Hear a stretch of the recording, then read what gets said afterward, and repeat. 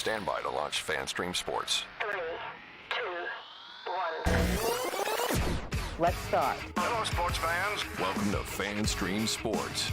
Nothing but pure sports. This is the JP Show. JP, it is so good to hear you back on the air. Stand by. Now, here's JP. All right, a hearty good morning to you. What a beautiful day in Tampa Bay that it is. We are out here at Carrollwood Country Club at the Peter J. Mulry Foundation annual golf event. It is going to be a gorgeous day out there. We got an acoustic guitarist in the background, going to be adding some ambiance music to the show today. Wow, I didn't even pay for that one. But we got great stuff to get to today. It was a fantastic weekend in sports all over Tampa Bay. The Valspar Championship with a thrilling, emotional finish, an emotional finish and thrilling finish to the Bulls season as well. Joey Johnson's going to join us, their analyst on the radio, to talk a little Bulls basketball and what a magical, historical season this has been. Lavonte David spoke on Friday, more indications of what a great vibe that the Bucks have going. So we'll listen to a little bit of that and revisit that a little bit. And, of course, the Bolts just continue to roll on a 5-game road trip.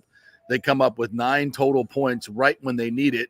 And, playoff time must be approaching. The Lightning are finding their stride. So good morning to you, Nick Geddes from On3 Sports. How's your weekend? It was great. As I said I was going to do on Thursday, I sat in my home for the most part and watched a lot of basketball and consumed a lot of sports, which was great. And totally unrelated, by the way. Went to my accountant on Saturday to get the tax stuff done. Oh, and let me tell you this. He cooked. Yeah? He cooked. Like cooked your taxes? I shouldn't be mentioning that on the air, I don't think, in public. No, he actually cooked some good food. In a good way, he cooked my taxes. I'll just leave it there. But it was great. In a very legal way, of course. In a very legal way, yes. Listen, if you're not taking advantage of the tax laws that you can take advantage of, you're not playing the game the right way. So absolutely, yes. My accountant, Vinny Boombots, does the same thing. So it's all good.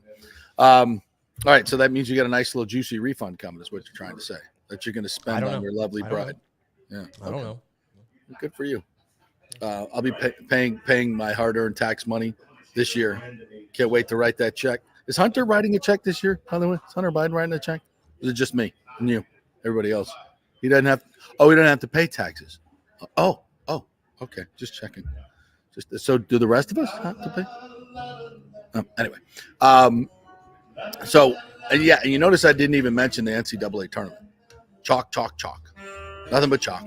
No 1 or 2 seeds go down, which is very rare for the first weekend. So I think this is the lowest combined number of seeds in like 25 years as we move on to the second weekend, which is, I don't know.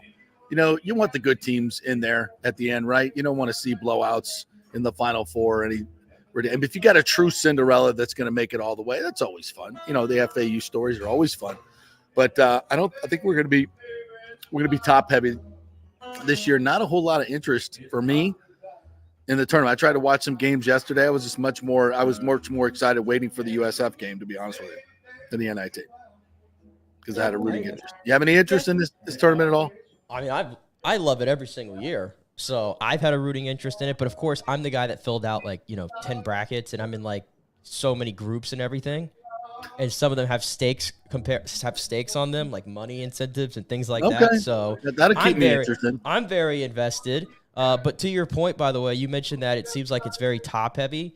If you look at the KenPom ratings, which everybody made fun of, how they rank these teams, but the KenPom ratings, 13 of the 16 teams left are top 14 in the KenPom. So there you go.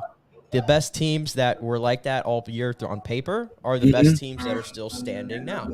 So I don't know. Last year we got the difference though. Cause remember we had San Diego State, we had FAU, but the year before that, remember we had the battle of remember it was Villanova, North Carolina, Duke. There's 3 1s and a 2, right? Right. It was super stacked like that. So it's a crapshoot every year, but I think it's always enjoyable. I'm just not, I heard Caitlin Clark say this after her game is it's interesting to know that there's more people interested in the women's bracket than the men's bracket. And I think that may be true. I mean, the biggest news made this weekend was Kim Mulkey, the LSU coach, threatening the Washington Post for defamation for an upcoming story. I was Bizarre. like, yeah, girl, go get him. Bizarre. Go get him. So yeah, it's like if you want to call attention to a story that probably nobody would have read, there you go. So now Yeah. I can't wait for it to come out. Yeah, and by the way, the best part is if you thought this is going to be a distraction to our team, then you got another thing coming. As I spend 3 minutes talking about my prepared statement before we go play a game. By my lawyer, yeah. Yeah, it's funny, but I don't know if that's true necessarily. I think everybody's into Caitlin Clark, and then I think everybody's into watching LSU because they're very polarizing. Yes, indeed. Yeah. But I think still overall interest is always going to be in the men's Dawn side. Staley can South Carolina. Can they go undefeated? Right. I mean, like, I there's literally no know more storylines, female. I can name more female players: Angel Reese, Caitlin Clark, Juju Watson. I can name more women than I can men in the tournament. I got Yeah, a lot Zach of people Edey. are like that. I got Zach Edey. That's about it. That's about it. That's all I got. Zach Edey, who's like the most, I don't understand it. It's like 7 foot tall and like there's nothing like crazy to his game whatsoever, but then he ends up with like 30-15 every single game. Dude, he's 7'5". That's what's crazy. He's 7'5", 300 pounds. He's huge. He dwarfs those people. And what were they playing Grambling in the first round? And they had this like 6'4" dude just trying to body him up, and he was working so freaking hard. I was like, felt so bad for the dude. And you know, Zach would just catch it in the post and go, "Sorry, boy," and just like little baby hook, which is nice. Got a really nice baby hook. It's not the sweeping sky hook of the great Kareem Abdul-Jabbar, but it's a very effective. He just, and I'm like, boy, that guy's actually playing him pretty well. Had a couple of blocks, and then you look up and he's got a double at halftime. Right. Zach does. Right. He's a legit point. He's a legit big man in the post. I think that's going to travel to the NBA. We'll see. This is a weak draft class, so he might have a shot at getting inside the first round. But he's you have to always first be rounder. Of course he is. Come on. Yeah, we'll see. I don't know if he's gonna be a lottery pick, but the best part of the tournament. Have you seen this guy from NC State, DJ Burns Jr.? This guy. Yeah. He's 6'9" and he's 275. He's a freaking truck. And NC State Around mound and rebound. Right. And NC State wasn't even going to make the tournament, and they win the ACC tournament to get in. Yeah. And they won 7 games in 12 days. And this DJ Burns Jr. has become like a darling of America. So if I have a rooting interest, it's now for NC State just because of DJ Burns Jr. Well, we're 41 years removed from the 1983 Wolfpack making the run. We are, yeah. Yeah. So it's about time NC State makes another run like this. Same situation, had to win the tournament, ACC tournament, to get into the big dance, and then swept their way and upset Phi Slamma Jamma. Correct. Lorenzo Charles at the buzzer, putting it Derek Wittenberg's errant three-point bomb. And Jimmy Valvano looking for somebody to hug. She's pulling stuff out of the vault right here. Yeah, how about that? Huh? Yeah. That's back when, I think that was when, as much as Bird and Magic certainly did in 79, put the tournament on blast. The 83 championship, I think, also, made the tournament what it is. Then you had, of course, UNLV and the Dukes and the North Carolina. There were so many. That era really, I think, exploded college basketball. And that late 70s, early 80s, Magic, Bird, Michael Jordan at the buzzer, Indiana, UNLV, the Running Rebs, Duke, Christian Laettner, Bobby Hurley. That whole time really exploded college basketball. And I don't think it was ever bigger than then. I don't think it's ever been less important on the national landscape than it is now. I think that's fair to say.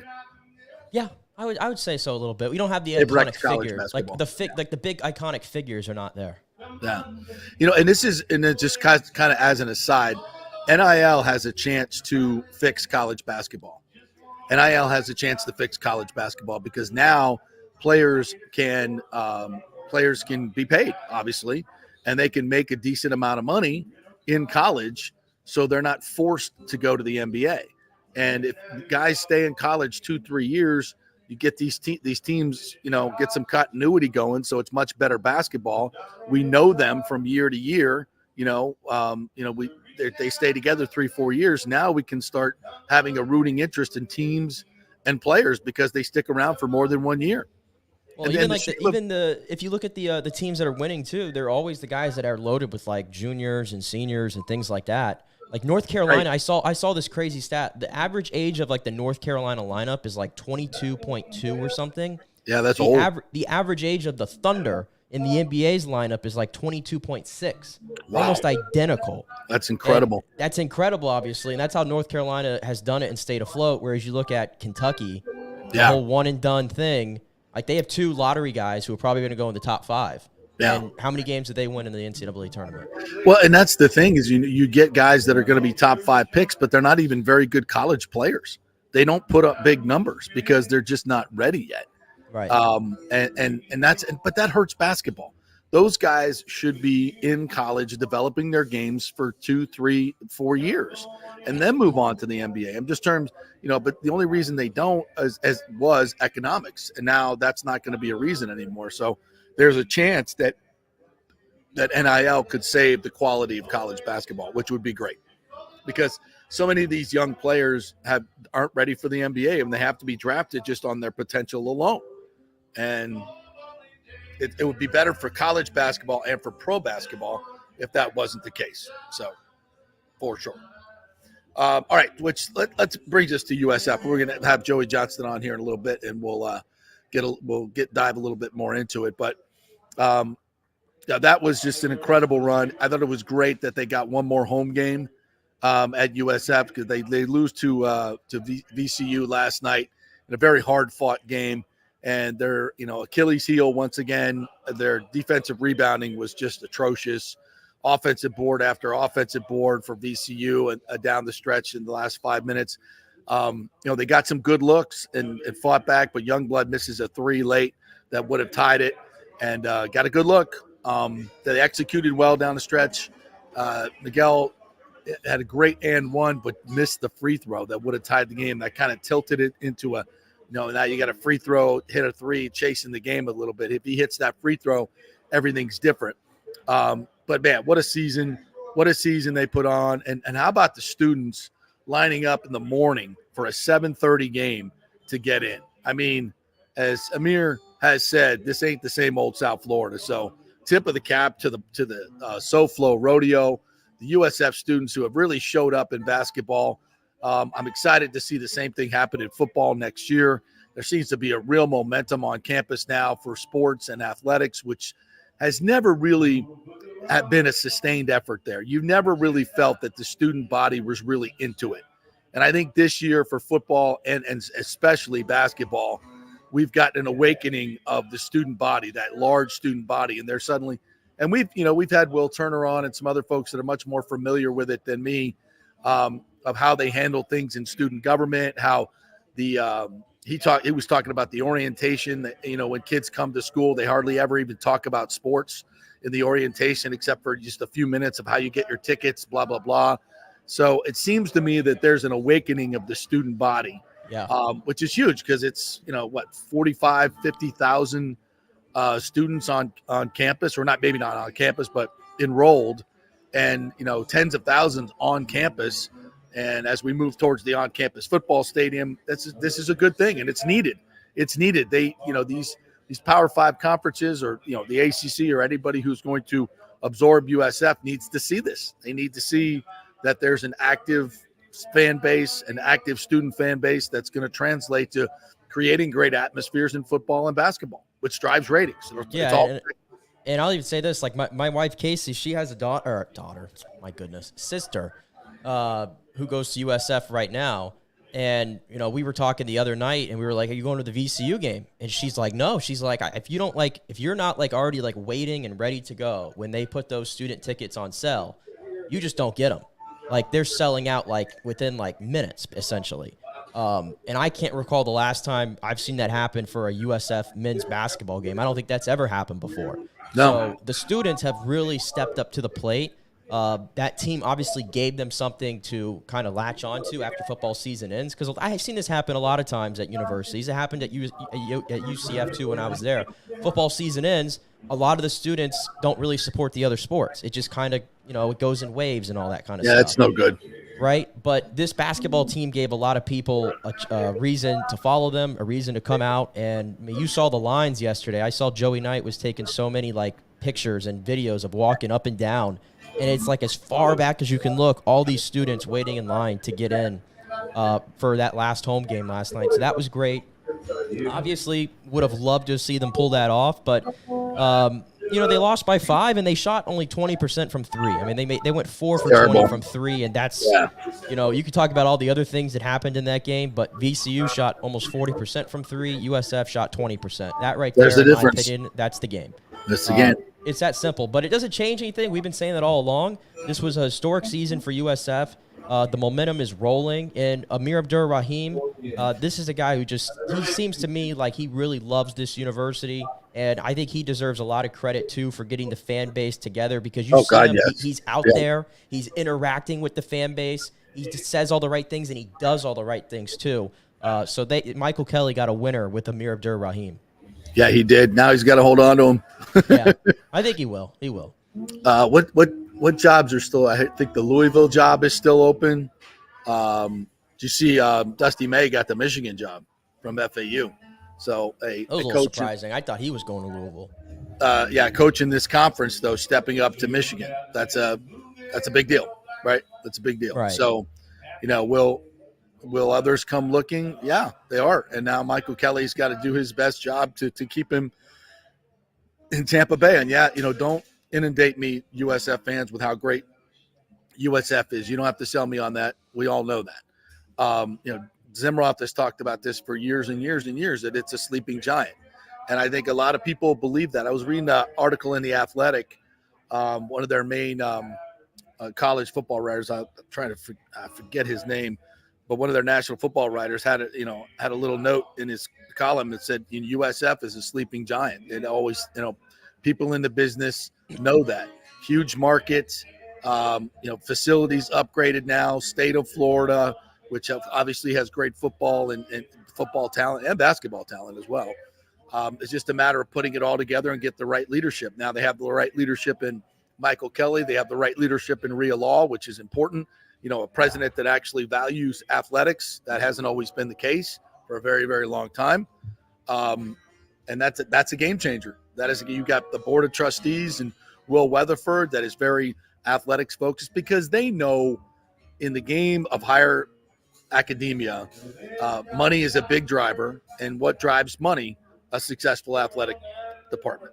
That drives enrollment. It drives finances. It drives everything. So, the smart people have figured that part out. It's almost funny. I'm thinking back to some of the discussions we were having in the off season. Remember all the stories that were coming out about the faculty members that were upset about trying to put funding into the athletic programs, and people were complaining, well, my math building's carpet is a little too old. Right. We need the concrete walls could use an extra extra thing of paint. All those ridiculous things that we were talking about. Small-minded people say, "Oh, don't take my money for my carpet on the map," or where the larger, smarter people say, let's look at, I always point to Florida State as a perfect example, because I lived it. I saw it. I watched it with my own eyes. I went there, as a freshman in 1982, and, you needed about an 800 score to get in. And it was easy to get into Florida State, thank God. Not that mine wasn't a lot higher. But you needed that. It was just, that was it. And the facilities were downtrodden. We had an erector set for a football stadium. It was, Florida State was a very low budget operation. Enter Bobby Bowden, who went 14 years in the top 5. And now you need a 1,400 and an 8.9 GPA to get in. FSU, they've become this humongous, huge research institution, tremendous academic institution now with merit scholars and all that stuff. And why? Because Bobby Bowden put this university on the map. And now how much more money do they have for academics and everything else? That's the bigger picture. That's what Will Weatherford knows. That's what Rhea Law knows. And that's how you get it done. So hopefully everything will continue. They can hold on to their coaches and continue this success because athletic success matters. You got to get through that hump, man. You got to get through that hump to become, go from a independent football school in 1979 to, a member of the ACC to one of the most preeminent college football, I would say top 10 programs in the nation that drives everything. And that's what USF needs to do.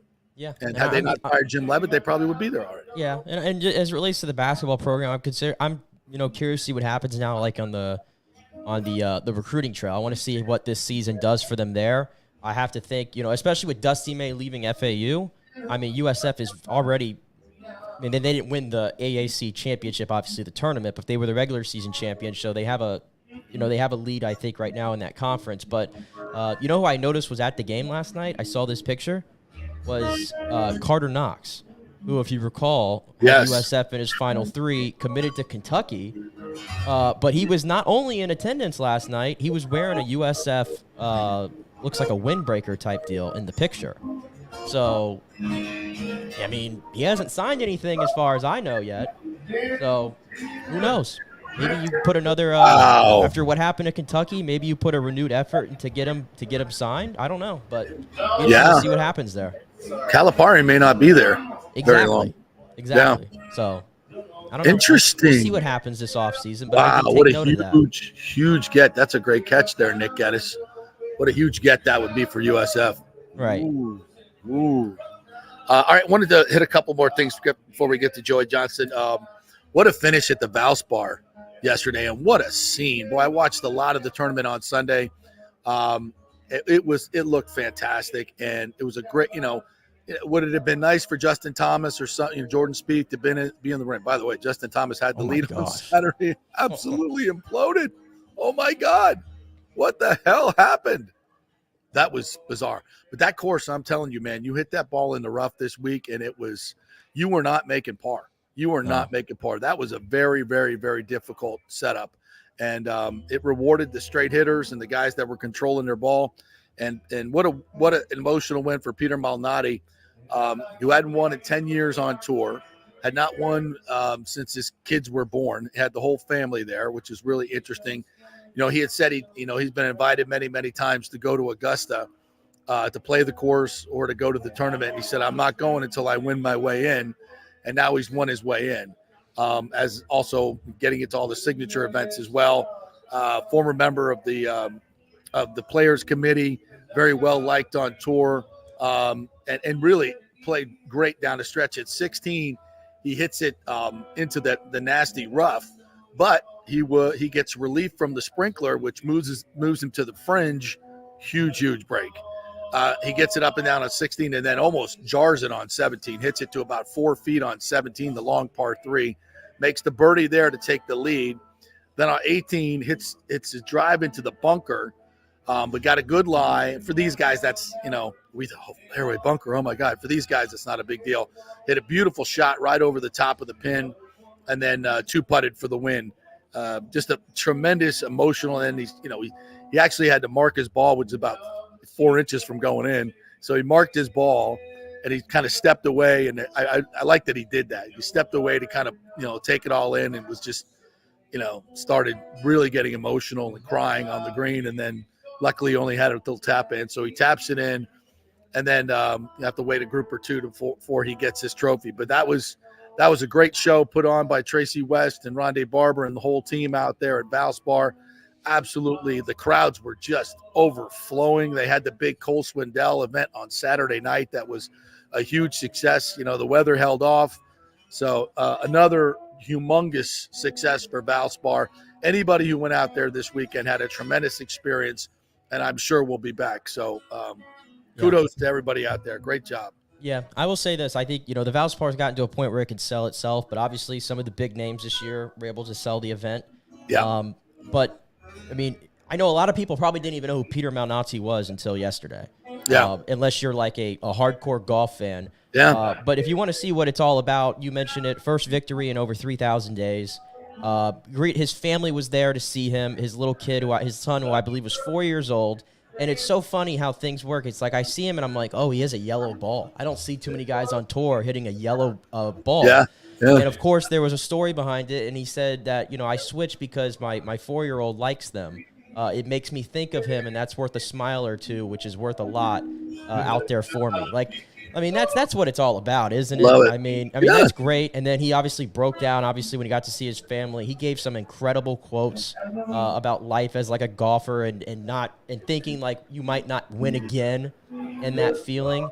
And the fact that this one grants him eligibility to play in the Masters this year. I mean, and we're only like, a week out or 2 weeks out from the Masters to begin with, a couple weeks out, I think. So comes all the way down to the wire to get it done. And he didn't break. I mean, a lot of the guys who were on the top of that leaderboard had a hard time finishing. And I point to Cam Young. Yeah. You want to talk about snake bitten. I think he's finished second seven times. This is now 7 times. And yesterday, he had a birdie putt, and he left it 9 feet short, and then he missed a three putt bogey there on 18, which has kind of just summed up his career so far. Like, there's just not an it factor there when he needs it. So that was unfortunate for Cam Young, but it gave us a great story and Peter Malnati, and I think a lot of people are going to be rooting for him to go far at Augusta now. Yeah, and I thought this was kind of cool too. He said, and this is from the Times story, he said, Malnati took the microphone during the trophy presentation to say that in this turbulent time for golf, when smaller tournaments are getting overlooked because of the addition of Live Golf and the PGA's enhanced signature events such as Valspar continue to be an important part of the tour. Quote, I wanted the Copperheads, those the people that run the tournament, and the people of Tampa and the people from Valspar to know that there are thousands of Peter Malnatis out there who are 10 years old right now, teenagers right now, who dream of playing golf on the PGA Tour, and they want to have the moment that I just got to have, Malnati said. If we don't have communities that believe in what the PGA Tour does and sponsors who support what the PGA Tour does, we don't have those moments. And he's 100% right. So to a lot of you, that might go over your heads, but there's a real danger of tournaments like the Valspar going away because of Live Golf and the money that's involved in golf. Or if they don't go away, they're going to be so marginalized that they're just, it's going to be hard to find sponsorships, et cetera. As Rondé told us on Friday when he came on the show, or Thursday, Valspar's agreement is up in 2025. And, by now they would have had an extension in normal times. But clearly, Valspar, this is a heavy lift for Valspar. I believe it's $8 million per year of the sponsorship. And plus operating costs and everything else. So it's a heavy lift. And if you don't know what's happening, if you're not going to be a signature event at least one time in the upcoming contract, they had talked about moving these things around and they're going to, then, the sponsorship becomes a whole different deal. So they need some certainty. They need to find out what's going on. And as Malnati said, this is the bedrock of the tour. You don't get to be a Justin Thomas or Jordan Spieth until you win your first time. And most guys usually win an event like this for the first time. It's rare that you win, the Players for that's your first win, or the Masters for your first win, or a major championship. It's very rare. You've got to learn how to win at some of these, the Puerto Rican event, the Sanderson Farms event, the John Deere Classic. It's where a lot of these guys got their first wins. And if you don't have that, it's hard to develop stars, right? And it's these are very important tournaments, and I'm glad that he said that. I hope the tour and the people that that embrace the events in places like Tampa Bay and the Valspar understand that and keep supporting the tour, because it's super important. Super important. All right, we're going to take a break. When we get back, we're going to chat with Joey Johnston, who was the radio analyst for the USF men's basketball team, talk about last night's loss to VCU, and, of course, the magical season that was USF basketball this year. We're brought to you by the Jeeves Law Group, JEEVES lawgroup.com. They are local, they are trusted, and they get results. Scott Jeeves, who came on the program a couple weeks ago talking about the FSU situation, their lawsuits, nailed that one. Very aggressive attorney, a very approachable man. Offices in Tampa, offices in St. Petersburg. They're local. So give them a shot if you get in an accident, your car has been totaled, you have an issue with an insurance company, you have a class action lawsuit perhaps, that's who you want to go to. It's the Jeeves Law Group, Jeeves lawgroup.com. Not attorney spokesman. All right, we will be back to the Peter J. Mulry annual golf event here at Carrollwood Country Club with Joey Johnston right after this. Stay with us. JP here for my friends at your local Synovus Bank, and I do mean friends, and I do mean local. One of the local managers in Tampa is John Acosta, big fan of the show, and I've known him for over 40 years. He's been in local banking since 1983. You talk about developing relationships. You don't stick around for that long unless you're doing things the right way and have a great reputation, and that's the focus company-wide at Synovus. Big enough to handle any complex international transaction, but small enough to answer the phone when you have an urgent question about your business or personal account. And for personal accounts, they have a very easy app that works great. You can do everything online. And for large or small businesses, you will get that personal touch and services to help build your business, taking your dreams and aspirations from the whiteboard to reality. We can make that happen. Let us show you how. For a get-acquainted meeting to open a business or personal account, just call John or go to synovus.com to find out where your local branch is. Everyone knows Italiano Insurance is your go-to for home insurance, but they also have an amazing team that focuses on business insurance. Yes, your business is most likely your biggest asset, so make sure you have the right coverage at the most competitive price. And if you started a side hustle recently, don't forget you need business insurance, because if you get sued in this over-litigious society we live in, you could lose all your personal wealth. So get that business insurance. And for the best customer service, always choose Italiano. My representative, Charity, is amazing. I called her late on a Friday because my insurance was going to lapse. She stayed late until the job was done. You just don't find that anymore. Give them a call, 813-877-7799. That's 813-877-7799. Italiano Insurance. JP here for the Geddes Gordon Real Estate Group and our good friend Jane Geddes. Folks, simply put, there is nobody like Jane. Jane is a former LPGA two-time major championship winner. She was also vice president of talent relations at WWE. She also has a law degree from Stetson. So if Jane can drain a 10-footer to win the U.S. Open and stare down Hulk Hogan in the boardroom, you want Jane on your real estate team to not only negotiate the best deal, but find you the perfect home or investment property. And when you work with the Geddes Gordon Group, you become part of the real estate family and get concierge services that include expertly staging, marketing, and preparing your home for sale. Advice on golf properties. Hey, you might even get some golf tips. Many of their clients become friends long after the sale or purchase is completed.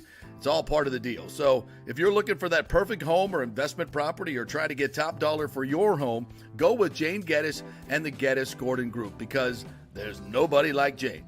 Call 813-485-6808 or go to geddesgordon.kw.com. That's GEDDES Gordon.kw.com. or call 813-485-6808. Let's go. Right now, back to the show on FanStream Sports. All right, welcome back to the JP Peterson Show here on this beautiful Monday at the Carrollwood Country Club, as we're coming to you live from the Peter J. Mulry Foundation golf event to support literacy with our young kids. We'll tell you more about that as we go through the day. We're brought to you by Bay Area Modern Medical Center. Chris Lugo and his team over there will get you right. Go to BAMMC.com to get your appointment now. Get your new primary care. Get your testosterone right, your immune system right, your nutrition right, and get a personal plan for your health. That's Bay Area Modern Medical Center, BAMMC.com.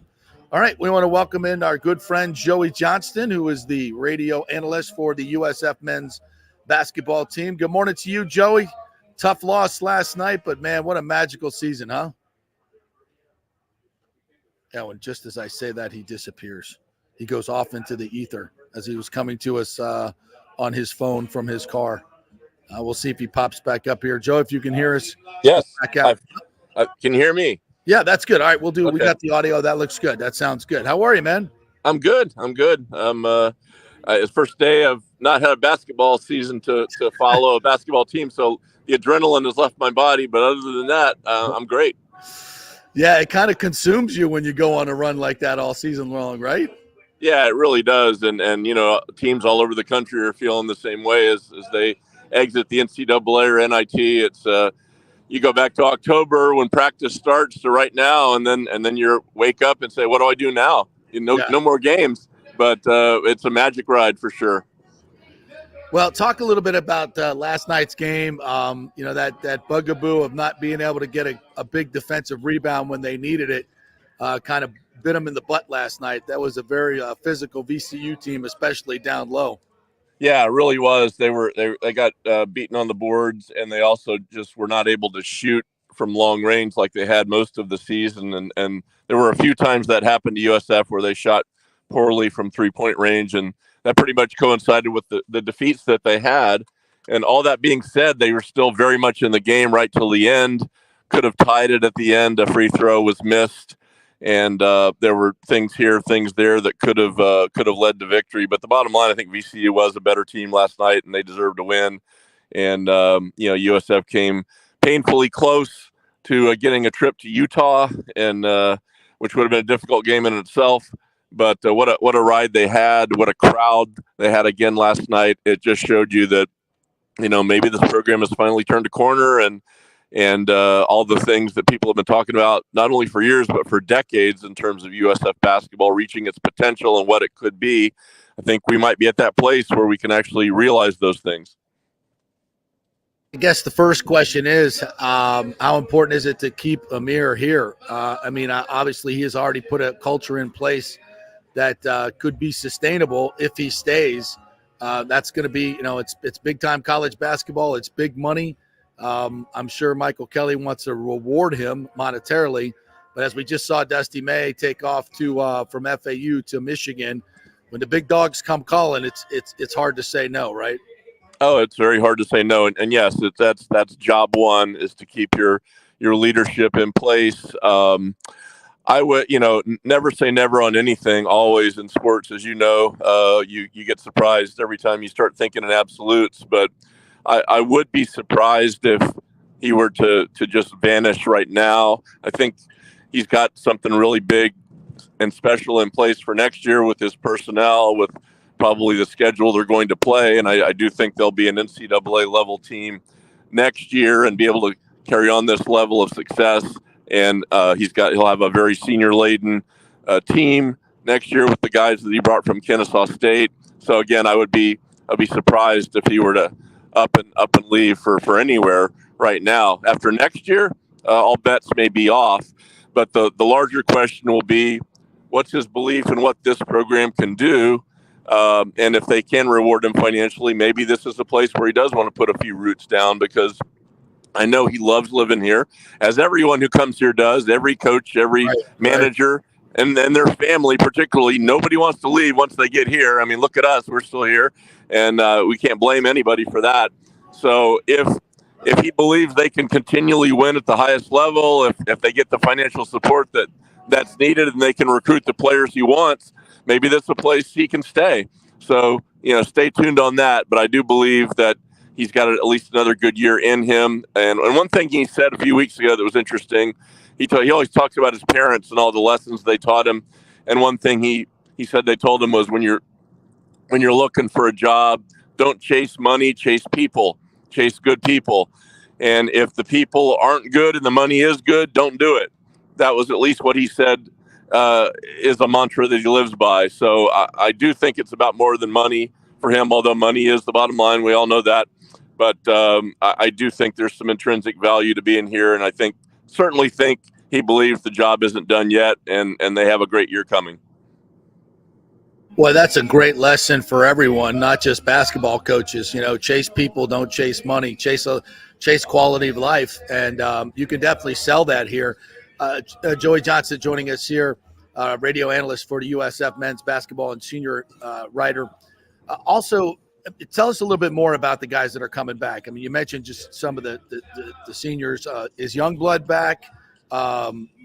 Give us a rundown of who's coming back. Yeah, well, the two, first of all, one is definitely gone. That's Jose Placer. He was a transfer from North Florida, a really good shooting guard, and his eligibility is exhausted. I mean, this is a confusing question in the COVID times. We're not sometimes not sure how much is left for anyone. It's a confusing thing. Didn't used to be that confusing. but he is definitely out the door. Sultan Miguel has eligibility left, but there's talk that he may have an opportunity professionally somewhere overseas, and he may go for that. I mean, I think that's a 50-50, and we're not sure about him. Sam Hines also walked on senior night. He also has a year of eligibility. It's weird. You walk on senior night, but you can't come back. That's the life we're living in now. So Sam Hines, who's been a member of the team for 3 years, he may or may not be back.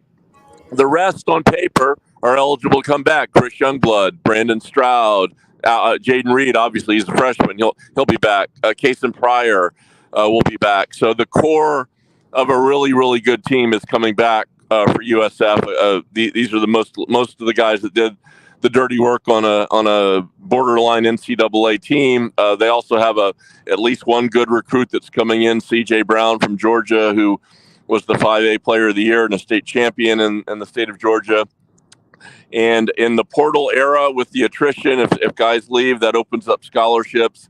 And I have to believe there's lots of guys around the country, really good players that see Amir, see this program, and want to be a part of it. So I think they're going to have the ability, if they have the openings, to add some really, really good players. And of course, with Coach Amir, it's not just going to be anybody. It's got to be the right fit. It's got to be the right person, the right personality. So there may be some roster adjustments, but I don't expect anything drastic. Bottom line, Youngblood, Pryor, and Reed, the really, really great ones, are coming back. Well, that's great to hear, and I think and that could definitely bring Amir back as well. As you look at Dusty May, I mean, it took him a couple of years, 3 years, once they hit for him to leave. So I think you make a great point there, and he seems like a guy that wouldn't want to cut and run after 1 year anyway. It seems like he's committed to USF. You know him better than I, but that's my point. I believe that to be true, and he saw a potential when others didn't. I mean, when he talked in the early season and before the season, and I think some people just kind of said, okay, that's great, Coach. Yeah, good luck to you. But he truly did see this sort of thing happening. I think it happened maybe quicker than anybody expected, and maybe him too. But he really did believe that you could win in this conference and develop this kind of team. And now that it's been shown that fans can come and the team can win, maybe we take it to a different level next year. And anything can be possible in basketball with the right coach and the right players, especially in the short term. I mean, we just saw Gonzaga go to the Sweet 16 again. I think it's the 9th straight year. I remember in 1999 when we had the Final Four in St. Petersburg, that was the first year that Gonzaga made the NCAA tournament. I'm not sure I had ever heard of Gonzaga. I don't think I knew how to pronounce it either. And they have not missed the NCAA tournament since then. I believe there's a belief in USF athletics that USF could build something similar to that, which would be incredible. But sometimes in basketball, the big dogs are the big dogs, as you say, but there are some other ones that play in smaller conferences or other places around the country you wouldn't guess would be powerhouses, but they are. And I think the coach and the administrators believe they can build that kind of thing here at USF.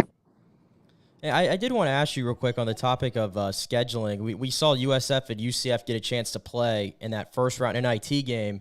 You think there'll be a renewed maybe effort, obviously on USF side and on UCF side, to say, hey, let's play this game annually. Let's get back to having this rivalry and help both each other out. And obviously it provides a lot of energy to the fan bases as well. Yeah, I really do. I'm very optimistic. I was over there at that game and of course, get to talk to Amir all the time, and got a chance to visit a little bit with Johnny Dawkins afterwards. And Johnny's a great guy, a former Duke player and really an eloquent spokesman and done a nice job over there at UCF. But he has a ton of respect for Amir and USF. So it's a mutual admiration society between the coaches, and they are talking about it. And I have every reason to believe that it will happen. Both coaches want it to happen. They just need to make sure they have a good place on the schedule, and it could be an annual event. Now, does it go back and forth between the campuses? Is it possible that it could be a special event at a neutral site? Those things all have to be worked out. But I do believe on both sides, from the coaching standpoint, they want it to happen. So I'm feeling as good about it as I have in about a year. If I were them, I'd do a home and home every year. I mean, it's not often you can pack your building, and that's a guaranteed sellout for both teams, right? Yep, that's exactly right, JP. That would be a great way to go too. And my thinking on the UCF USF thing, whether it's football or basketball or any sport, is it makes too much sense not to play it. And in a time when we're looking for, to maybe not overspend or get out of whack on your budget. I mean, why not take a bus trip back and forth? I mean, it just makes too much sense and the fans love the game. So right. I just don't know why you wouldn't play it. Yeah, it makes all the sense in the world. And I do it in football and basketball as many times as you can, because in the end, it's about rivalries. It's about, and USF doesn't have many, right? I mean, no, not really. I mean, they would think they would be a rival of Florida or Florida State, but I don't know that that's reciprocated on the other end. When USF was in the Big East, they thought they had kind of a mini rivalry going with Miami, but I don't know that really took off. So yes, USF and UCF are always going to be rivals because they're peers, they're common institutions, they're right down the road from each other, and they hate each other. The most important element. Exactly. So it's just too great to not to have. I mean, when we didn't have the USF UCF football game this year on the Thanksgiving weekend, it just seems so odd. Yes. And I have to believe UCF fans felt the same way. So let's bring it back and let's do it in a big way. I mean, Florida State and Florida have done it, for 50 years. It's a no-brainer. It should be part of the Thanksgiving weekend. Etch it in stone. It's what college sports is all about, man. We can't, with all this realignment and all this other nonsense, you can't lose that part of it, because if you lose that part of it, you lose the show. That's it. That's the, that is the pull of college athletics in my mind. It's the emotional attachment you have to your institution and the emotional attachment you have to hating the other. That's that's exactly right. And I have, I grew up in this state. I love the Florida State game. I love the FSU Miami game, and I love the Florida Miami game when it occurs. It doesn't occur every year now, but I just love the dynamics of that week, the build up, what the fans are saying. It's just great fun. It's why we love sports, like you said, and and not just in this state, but all the states around the country, to see these rivalries go away. It just hurts my heart. So I hope we can get that straightened out. I do too. Joey Johnston joining us here. Joey, you put something on Twitter this morning. I retweeted that you said that, this is one of your favorite seasons of all time. You've been covering sports for a long time, as I have. We're old grizzled veterans by this point, but this season touched you in an emotional way. What were the moments that made that so? I think just being around the coaches, Coach Amir, getting to know him and seeing what he put into it, getting to know these players, and seeing what happened in the early season when it wasn't going well. The Bulls were 2-4 and were shooting horribly. And they had a game with Florida State and Sunrise, which, logically most of us thought, I don't know about this. This might not go well. USF came out and played great from the get-go and beat Florida State, and that's when it seemed to turn around. And then from there, all the comebacks this team had, whether it was at Memphis, Rice at home, came back against Temple. I mean, it was truly amazing to watch. And there's something about basketball that's different than football and maybe even baseball. The emotional attachment to the rhythm of the season and the players is just different. And I've always said basketball is just one of those sports that just you fall in love with teams a lot easier than any other sport. And those are your guys. You get to see their faces, and you feel like you know them. And so it's almost like a family thing, but as it goes along, you feel like they're part of your family or something. And then to get into the postseason and have it dramatically end like that, it just plays with your heartstrings. So I know there's emotions in other sports. The passion of college football, you can't match that. The anticipation of baseball, I know, which we're getting ready for, and I certainly have part of that. But something about the emotion of basketball that really gets to me, and I just love it. And to have a season like this, it was just a blast. It was just so much fun. Well, you mentioned that it's all consuming, and it is, because you're playing, 2-3 games a week, sometimes more, and it's every day. It's every day you're doing something, and it's moving along. So I think it is different in that way. And then, when you get to this point, I was watching the game last night, the emotion and the intensity of the games. I mean, it's really, obviously, watching the NBA, it becomes mundane, especially in the regular season. Baseball is kind of the same way. So to see players and young players playing with that type of intensity and emotion, and then when you have a packed house again like you had last night, it is special. There's no question about it. It is special.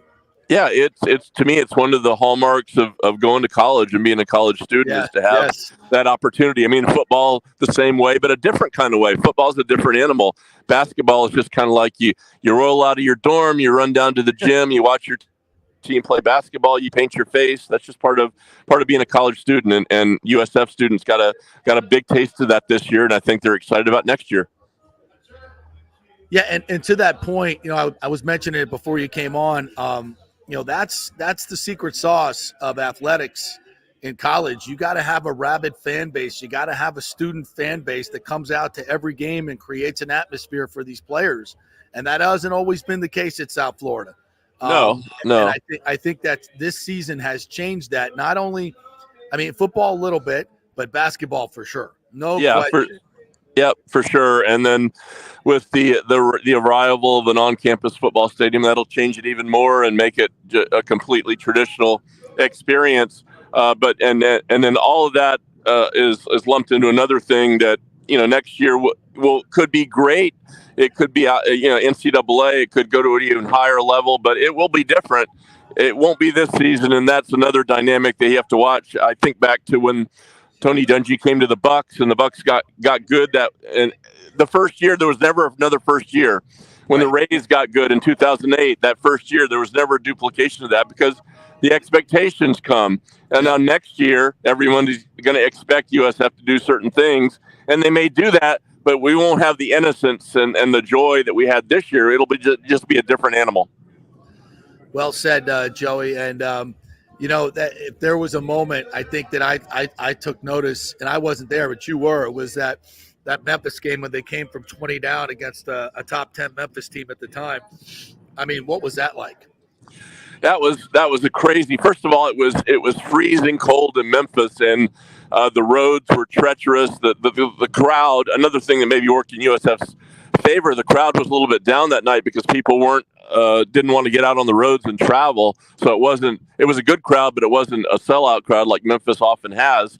But going up as Memphis went up 20, it kind of looked like the game we thought it could be. And then USF just was unbothered, and they continued to chip away in the second half, and they got it done brick by brick. And Amir was unflappable, which he always is. The players, I just saw a resolve and a resilience from them that kind of clicked in my head. And when that got done, after that happened, it just seemed like anybody on the schedule could be beaten. And it had been a long time since the USF team had that kind of attitude on the court where they just roll out there and they expect to win. And that was what carried forth from that point on. That's what gave them the winning edge. They believed they were worthy. They believed they were good, and they were worthy. They were good, and they were one of the best teams in the country. And they showed it night in, night out, right to the end. And again, you never want to wake up from your greatest dreams. You never want the dream season to end, but inevitably they always do.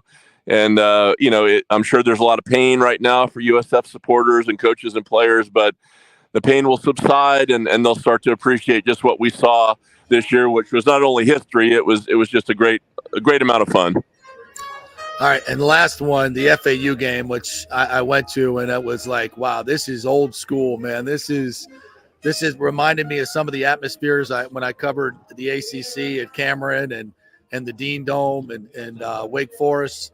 The place was going nuts, and it was great basketball. That night, I think USF played, with the exception maybe 7 minutes, the last 7 minutes, the first 30 probably is about as good as they could play. They were up, 25 on FAU? 25, yep. Oh, yeah, so good.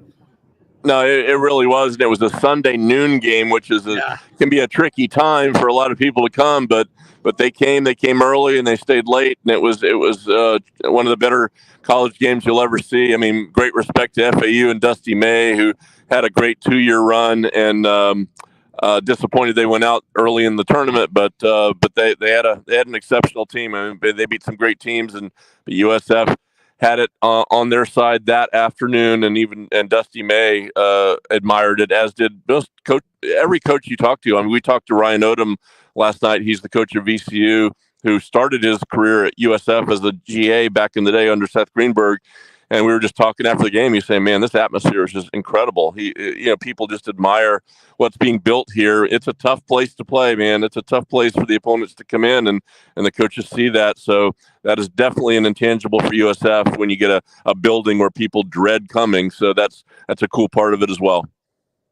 Well, Joey, thank you so much for your time, and appreciate you stopping in a couple times this year. That was a great season, and you helped us chronicle it, and I really appreciate that. Tell everybody where they can get your content and what's coming up for USF out there. Well, I write for the website, which is gousfbulls.com, and you can catch me on Twitter at JoeyJohnston813. So we'll continue to write on USF topics in the spring, and look forward to next football season, which again, that could be great too. Yep, spring football is underway. It's great stuff. We'll be watching. Thanks, Joey. Appreciate it. Thank you, JP. Appreciate it. Joey Johnston there. It makes the city, Tampa Bay, so much better when USF is good and relevant. Because to me, college sports is it's such, and especially as my interest in professional sports wanes, I kind of tend to lean more towards colleges. And there's some great stories out there, and it's not just football and basketball. It's women's basketball. I mean, Jose Fernandez has done a terrific job there forever. They had a bit of a down year this year, but they'll be back. They will. Baseball, soccer, all the great sports that are going on out there. It's fun to have USF good and relevant. I'm just glad that we don't always have to talk about, Florida and Florida State and every other college that, is represented, and they're all here, so we all talk about them, right? But I know USF fans, like the timing of this is so cool, I guess, because it was at the height. This year has really been the height, I feel like, of USF fans' frustration with a lot of people in this market not giving them their due, their time, on the radio or in writing, media, whatever. And we've said that all along. It's just they get lost in the shuffle a lot. And I think it's so interesting. Then both schools go out and have tremendous seasons in their own rights relative to the expectations. And now everybody's talking about them, right? We're not talking really about what's going on with Florida and Florida State, a little bit, but for the most part, we're talking about USF, and you'd like to think that it could stay that way. Yeah, because you got to have – we try to do our best, but if you're not winning, nobody cares. Right, that's always been the reality. And, when you have something to talk about, which they finally do, then we talk about it, and it's good, and we celebrate it, and we promote it, because – I want to have great college teams here. Being able to go watch college football on the weekend, games that matter, that's awesome. You don't have to drive 4 hours to Tallahassee or 2.5 hours to Gainesville to do it. Yeah, we'd love to have big-time college football here in Tampa Bay. Yeah, and when they get that football stadium up, I'm telling you, it's going to be it's finally going to have their own vibe, obviously, their own thing. It's going to be a smaller stadium, so they're going to be able to pack it. It's going to be great. Yeah. They're so close to having it. It's going to be a collegiate vibe. It's going to be a collegiate, which makes, that's what makes, college football different. It's it's the bands, it's the cheerleaders, the dance groups, the students, doing stupid, crazy things, getting painted up. That's what makes college football different. The emotion of the game. And, and the alumni wanted to come back to campus to see what's up. It's going to be a whole different vibe. I can't wait for that to happen. UFC and what's going to happen with realignment. USF's put themselves in a great position. That's all they can do. The rest is politics and stuff that's you can't control. So you just got to do what you can do.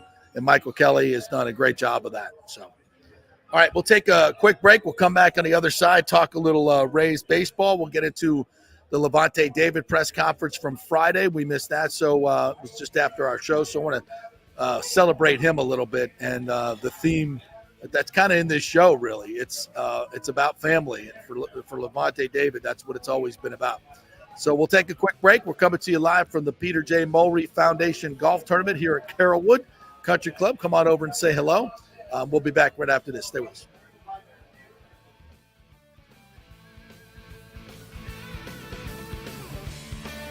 JP here for the Jeeves Law Group and my man, Scott Jeeves. If you're going to hire an attorney, do you want some guy looking for a quick settlement and a quick buck, or do you want an attorney with some chops? Scott is a board-certified civil trial lawyer and a certified circuit court mediator. Been practicing in the Tampa Bay area for over 30 years. He is a peer-reviewed AV preeminent rated civil trial lawyer. They just don't hand out those classifications. He's been the lead class action counsel on many complex consumer protection cases and has handled hundreds of serious personal injury cases. He's dedicated his career to protecting injured victims and is committed to vigorously representing you. We're local, we're trusted, and we get results. Personal injury and personal attention. Call for a free case evaluation. That's 888-9-JEEVES. That's 888-9-JEEVES. The Jeeves Law Group. JP here for the Geddes Gordon Real Estate Group and our good friend Jane Geddes. Folks, simply put, there is nobody like Jane. Jane is a former LPGA two-time major championship winner. She was also vice president of talent relations at WWE.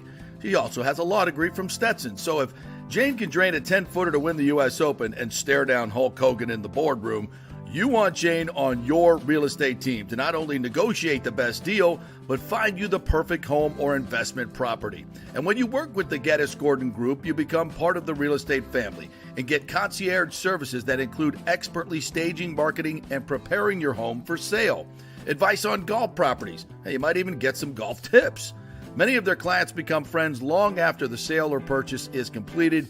It's all part of the deal. So if you're looking for that perfect home or investment property or trying to get top dollar for your home, go with Jane Geddes and the Geddes Gordon Group because there's nobody like Jane. Call 813-485-6808 or go to geddesgordon.kw.com. That's GEDDES Gordon.kw.com or call 813-485-6808. Everyone knows Italiano Insurance is your go-to for home insurance, but they also have an amazing team that focuses on business insurance. Yes, your business is most likely your biggest asset, so make sure you have the right coverage at the most competitive price. And if you started a side hustle recently, don't forget you need business insurance because if you get sued in this over-litigious society we live in, you could lose all your personal wealth. So get that business insurance. And for the best customer service, always choose Italiano. My representative, Charity, is amazing. I called her late on a Friday because my insurance was going to lapse. She stayed late until the job was done. You just don't find that anymore. Give them a call, 813-877-7799. That's 813-877-7799. Italiano Insurance. Let's go. Right now, back to the show on FanStream Sports. All right, welcome back to the JP Peterson Show here as we come to you live from the Peter J. Mulry Foundation Golf Tournament at Carrollwood Country Club. They have these Bloody Mary stations. Of course, this one doesn't have any vodka in it whatsoever. Boy, is that good. I tell you what, I'm a highly underrated. Here's a question for you. Why don't people drink Bloody Marys after noon? Because they're still great. Like, that should be a full 24-hour cocktail. But it's always reserved for the morning. Do you know that I've never, ever had a Bloody Mary in my life? You've never had a Bloody Mary? No. Because there's this thing that it's supposed to be a morning drink, like you said. Right. And I'm sorry, but when I wake up, the first thing on my mind is, man, I can't wait to have a Bloody Mary with Tabasco sauce in it and all these random things sticking out of it. Like, I'm not there. I am not a morning drinker, so I've never had a Bloody Mary. I would like a slice of bacon in this one if they had it in a big celery sauce. That even sounds gross to me to think about. Like, let me dip my bacon in some weird mixture, some alcoholic mixture in the morning. It definitely adds to it. Well, I never understood bacon and ice cream. Like, that to me is totally a total contradiction. Who does that? Yeah, there like Dairy Queen was like doing it. Somebody like was having They had it on the menu. Bacon and ice stop cream. These people. We got to stop Yeah. these people. I mean, I love some good bacon on the donut. Like a maple donut with bacon on it and all that. I'm into that. Bacon, like savory and sweet. I got to keep them separate. It's very rarely can you combine them and be good. But you'll put bacon in alcohol though. But it's not. There's nothing sweet about this drink. There's nothing sweet about tomato juice or V8. You got the Bloody Mary mix, by the way, and I guess it also has to be professionally crafted, which Thea over here just made a great one. You got to have pepper. You got to have Worcestershire salt. So a little bit. So how I've made mine is V8. I like V8 over just regular tomato juice. V8's a little bit more robust. It's got a real feel to it. Celery salt. If you don't have a celery stalk, celery salt. Worcestershire. A little bit of hot. A little bit of Crystal. Tabasco, got to have that. And a nice good boy vodka, a little good boy vodka in there. But none in that one though, right? None in that one though, right? Mm-mm. No, not a drop. Not a. Ooh, that is good. All hail, good Bloody Mary, no question about that. All right, we wanted to jump into a little bit of Friday's press conference from Lavonte David. Take this moment to celebrate Lavonte David. Everybody wants to measure his greatness by will he make the Hall of Fame. I asked Sal Pal last week, Sal Palantonio, Hall of Fame voter, if Lavonte's got a shot, and he's like, probably it's going to take a few years. We'll have to see how, that his candidacy more about, who's on the ballot that particular year. But, he believes, no question, that the numbers are there. The numbers are there. But so much of this is how it's presented. And he said Ira's the best in the business. He said Ira is absolutely the best in the business in presenting guys. So that works in Lavonte's favor. So I think he's got a decent shot because the numbers are what the numbers are. And when he's done, those numbers are going to be in the top 5 of any. It's going to be in the top 2 of any linebacker in his generation. Luke Kuechly, who everybody believes is a first ballot Hall of Famer, or a very a sure thing Hall of Famer, his numbers are better in many instances. So he's got more all pros and all decade though. Yeah, I mean Luke was always the problem with Lavonte is he played in the NFC at the same time as Bobby Wagner and Luke Kuechly. We all knew Lavonte was on that level, but those guys played on winning teams at that time, so that's why they got their due. And they were great. But the most frustrating thing is even now, when Lavonte is still clearly a top 10 linebacker in football, in my opinion. Yes. A guy like Bobby Wagner, he is not that guy anymore. Yep. Yet he's still stealing Pro Bowl nominations from Lavonte David, just like Ridiculous. this year. Like, it still just happens on reputation. So it's like, I don't even want to put stock into those things, but I know that it obviously plays a role in those conversations. We know who Lavonte David is. You mentioned the numbers. He's creeping up on Derek Brooks.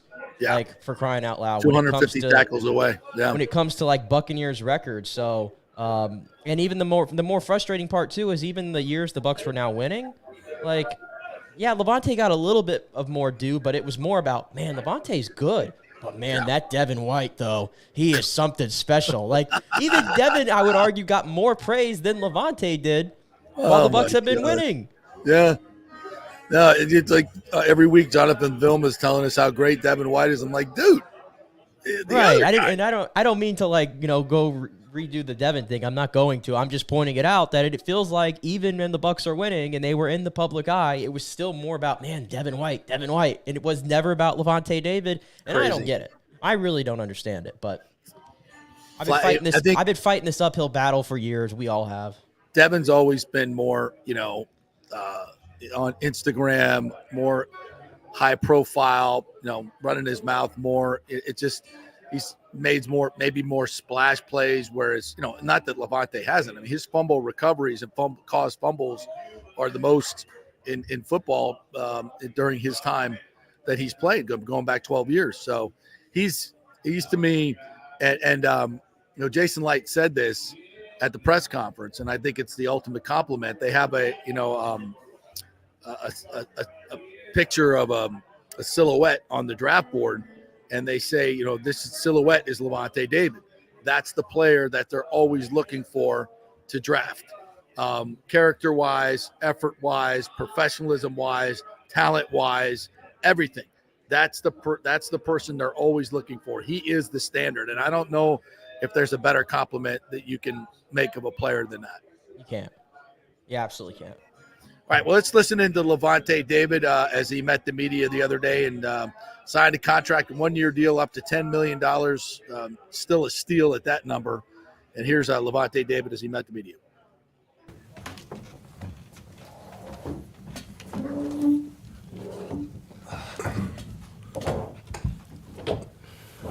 Well, thanks for being here.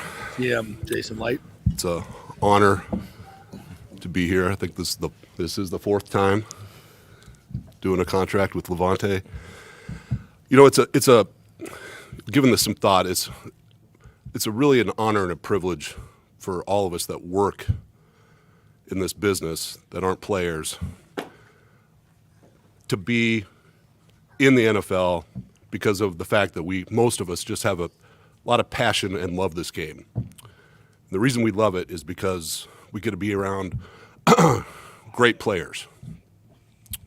But what makes this even more special is we're with elite players like Lavonte. And he's elite in every way, as a person, as a player, his stats. It's not really his stats. He's not a tackle collector.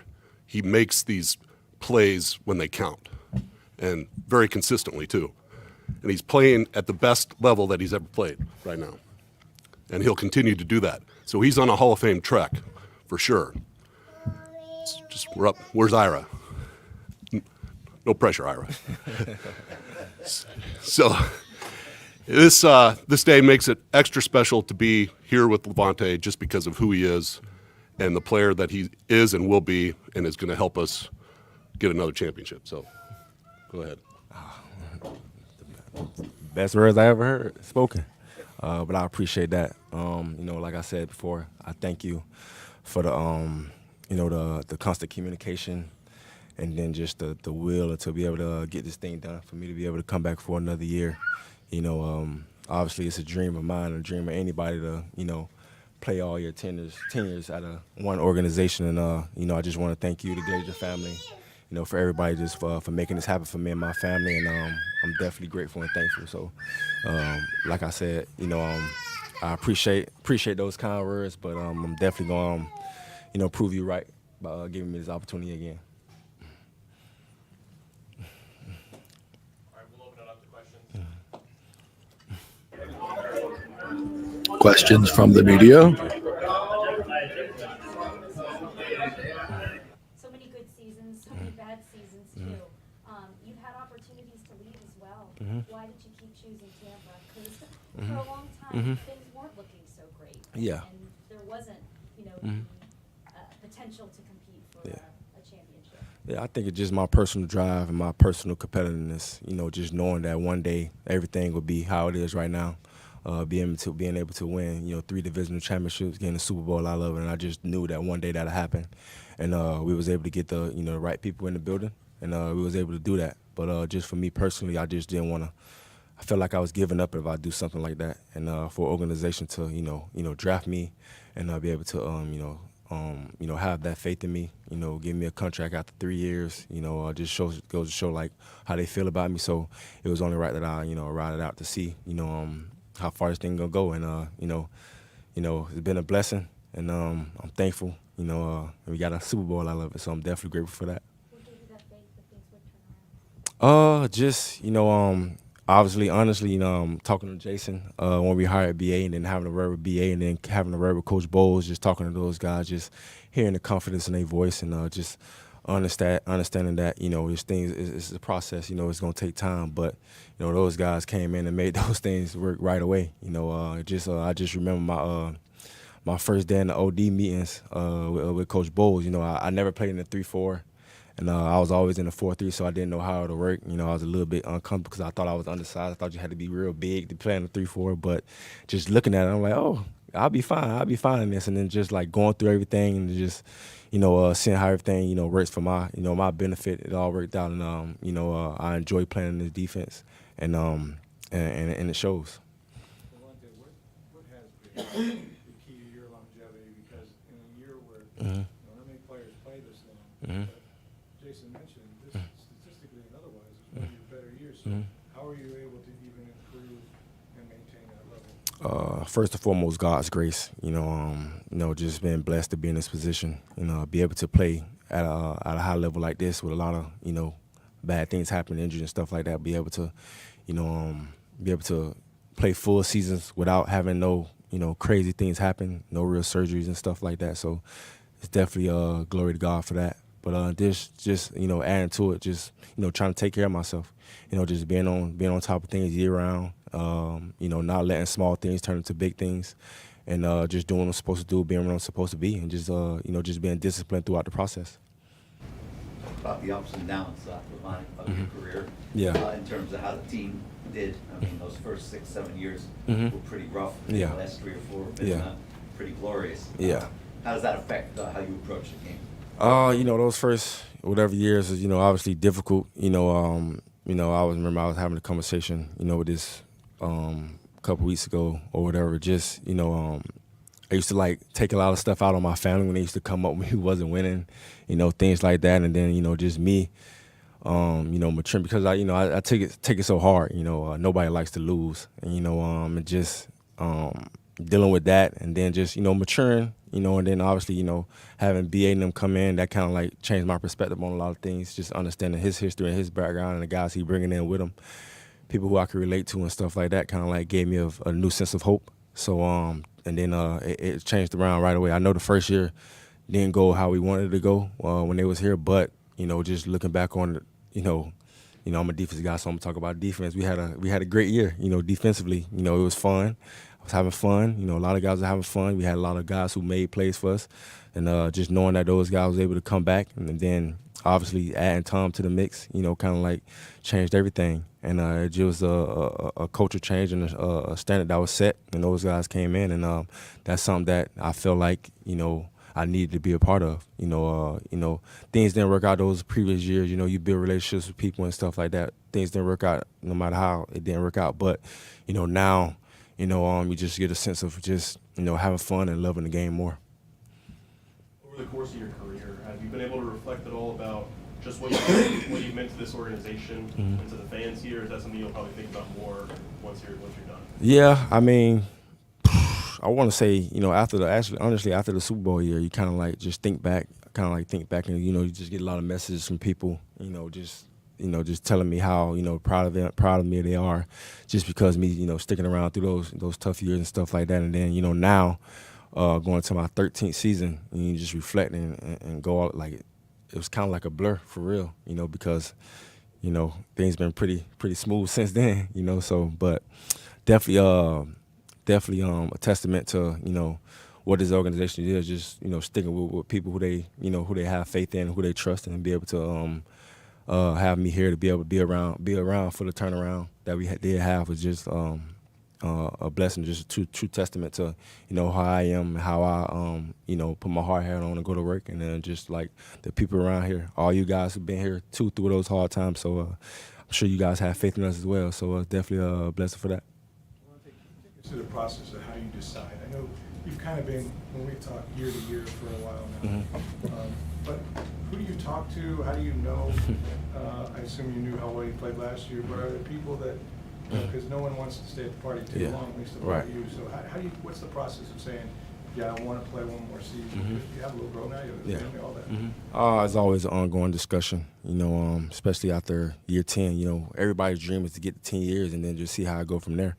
And ever since then, that's how it's been for me. Just depending on how I feel, how I am mentally, how I am physically. Do I still have love for the game? Do I still enjoy being around the guys in the locker room? Things like that, a whole bunch of stuff. Do I like working out with AP? All that stuff, which I probably don't, but I ain't gonna worry about. Say nothing. But yeah. Just all that stuff collectively, man. But I'm having fun. I'm loving the game. I'm healthy.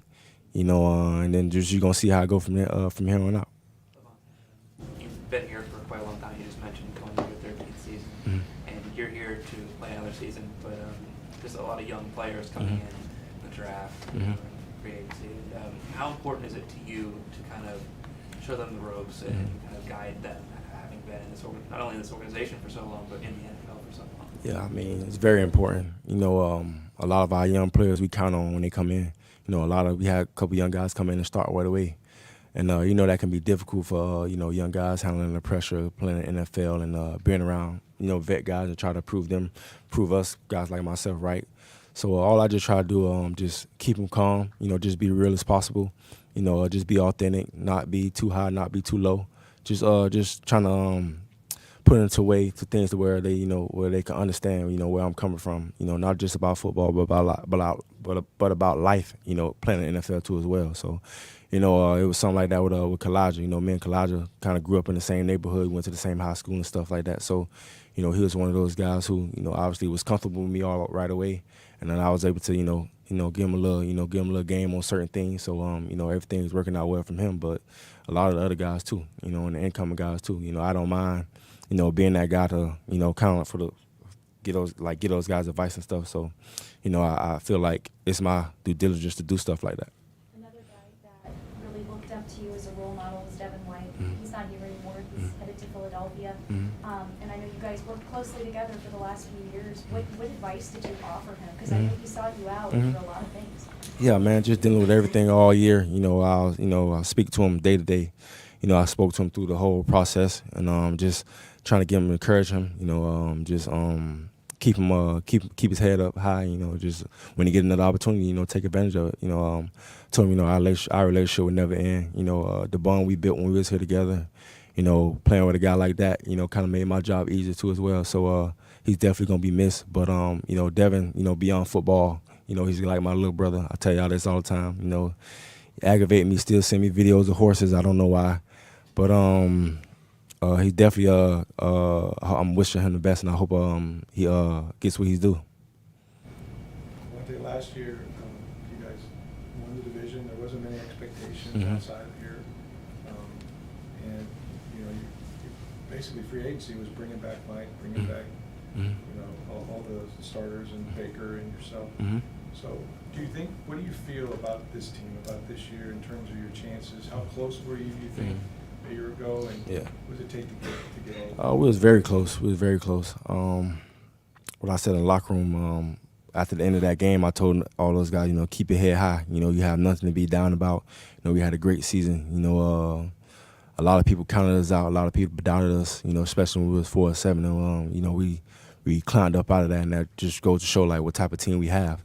And to get those key pieces back, you know, we could build off that. You know, obviously having Mike and Bake back, bringing back Winfield and myself, you know, it just shows that, you know, we could do great things, you know, offensively and defensively. So I'm definitely looking forward to it, and you know, winning those divisions, that was pretty cool and all, but we definitely trying to, you know, obviously trying to get to the big thing. Just want.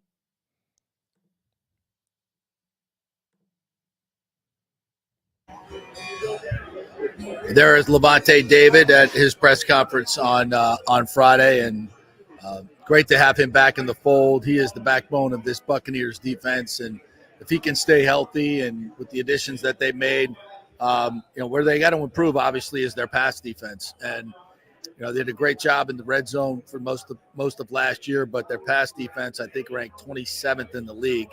And you know, Antoine Winfield Jr., maybe a healthier Jamel Dean, Zion McCullum taking over for Carlton Davis. I expect them to draft a corner as well. So they've made some, you know, Jordan Whitehead coming in. I think they can, if you listen to, you know, he asked Rondé that on Thursday, and he's like, yeah, I think they could be way better in a lot of different ways. And of course, the pass rush has got to be part of that. And they're going to hopefully address that in the draft as well as we turn our attention to the draft. And I think, you know, interior line and edge rusher and a corner, wide receiver maybe in that somewhat in one of those orders right there. I think that's where they're going in the draft. Yeah, and they got conveniently they got 4 top 100 picks. So if they wanted to just address all 4 positions right there, they could do that. Or they could use one of those 3rd-round picks potentially as ammunition. I mean, I know they don't usually do this, but potentially because they really need the edge rusher, Yeah. If one of the three there starts slipping a little bit into the teens, maybe they use one of those third rounders to move up and get they one got of them. for Carlton Davis. I think that's a great idea. Right. It's a great idea. And Jason's moved up before. He will do stuff on draft day. So I think that's what their plan is. At 26, who's going to be there? And there might be a good player that they really, really like. But I think the center from Oregon, Jackson Powers Johnson, him, and some of those edge rushers, if they do start to slip a little bit, because you hear more and more of it. Obviously, there's 3 quarterbacks going at the top. So now J.J. McCarthy has moved into the top 10. So I think there's 4 quarterbacks, and I think there's a damn good chance that somebody takes Michael Penix Jr. and Bo Nix. I think you could have. I mean, everybody's saying there could be 6 quarterbacks drafted in the first round. They may all be going before the Buccaneers, and everyone that's drafted is one place more that these edge rushers and interior linemen fall to the Buccaneers, and that's good. It does help the Bucs that the Bucs don't need an offensive tackle. Nope. There's like 6 of them that could go in the first round. Yep. The Bucs don't need a quarterback. You just mentioned there's 6 of them that go in the first round. The Bucs probably don't need to address receiver in the first round. Not in the first There's round. like 6 or 7 of them that could go in the first round. So yeah, a lot of and if you just start doing the math right there, you're almost up to like 20, 21 players potentially at some of these positions that the Bucs do not need that can go in the first round. And if you're looking at like their rankings as far as best players available in the draft, those guys, those position players, as we said, they keep getting pushed down. That's great value. That's great value. They may be a top 10 player in the draft that's not going to get drafted until 23, 24, 25, 26, which is reachable for the Bucs, any of those slots right there. So, yeah. And this is what you hope for. If you can get 3 or 4 contributors out of this draft class, because you've already brought in one, probably 2 starters. The 2 out of the 2 guards, one of those guys is going to start. If not both, one might move to center. You don't know, but at least one's going to start. Jordan Whitehead's going to start. That other corner they got from the Texans, from Houston. Yeah, he's going to, he'll be in the mix, the rotation mix. So you've got contributors there. Yeah, Bryce Hall's probably going to push one of those guys too. Yes, absolutely. I forgot about him. So you went out in free agency and got some guys that will definitely contribute. So, other needs, edge rusher, interior line. If you can get some guys that can play at a starter level, I mean, again, this is where continuity really plays in your favor. And look, it's a 9-8 football team, but they want, they're also a team that won a playoff game. Right. You can look at it as a 9-8 team, or you can look at it as a Final 8 team. I'm just pointing it out. I know the situations probably won't be similar, but there's once upon a time the Seattle Seahawks went 7-9 and made the playoffs, and everybody said, "Oh, they're just a 7-9 football team," and they won a playoff game, and 3 years later they were raising a Lombardi. So Super Bowl champ, exactly. Right? What you did in the postseason to me showed a lot more. Yeah, and those guys all got postseason. They all got postseason experience too. Right. So, and that's why bringing back Lavonte was so important, because you can't, if you lose both of your inside linebackers, that's a tough one. And now you've got, and I thought KJ Britt played really, really well at the end. I thought he was a really nice addition to this team. That's a position that's the one we didn't mention as one of the bigger needs. I'm curious to see what the Bucs feel about that, because I think we're all saying like, hey, give KJ some run. Let's see what KJ can do. Maybe address linebacker later in the draft. I thought they would have brought in a veteran. That hasn't happened yet. Maybe they will. But let's say they don't add a veteran, they've got to add somebody else to that mix. So that would tell me they're probably going to pick one eventually. But I'm curious to see how much value they're going to place on that. Like if they really do think KJ Britt could be the starter this year. Yeah, I bet they're going to draft one in the 5th or 6th round too. I bet you'll see an inside linebacker draft, and you can find some value there. You can find some value there for guys that's going to be a special teams player, but also can back up and be a, I'm talking about the guy that's probably played 4 or 5 years of college football and amassed 400 tackles. One of those guys that can just be a really kind of a diamond in the rough. And we've seen them become all pros in this league. So all good.